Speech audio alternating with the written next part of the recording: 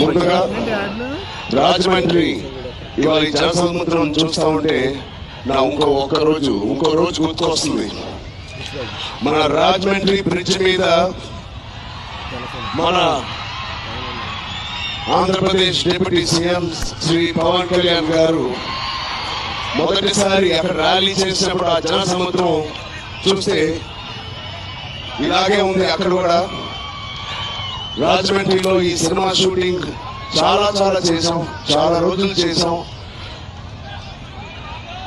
So Pawan Kalyan గారికి చాలా thank you.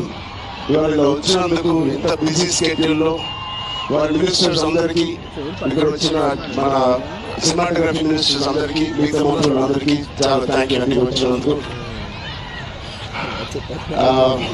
చాలా మాట్లాడాలనుకున్నాను కానీ ముందు మీరు ఇక్కడ వెనకాల చాలా టెన్షన్గా ఉంది ఇప్పుడు.